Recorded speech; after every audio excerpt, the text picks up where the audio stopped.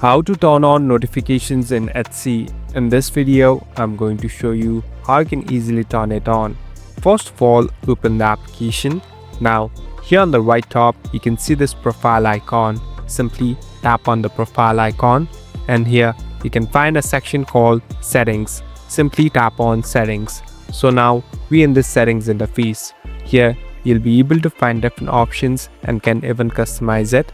Here on the bottom, tap on Push Notification. So basically this is the place where you can turn on the notification. Here simply tap on the one that you want to turn on. So here I'm tapping on one, and here tap on Show Notifications. So it's all set to go. So here there are different categories too. Now it's up to you and the way you want to customize it. At last you can simply go back and you're all set to go.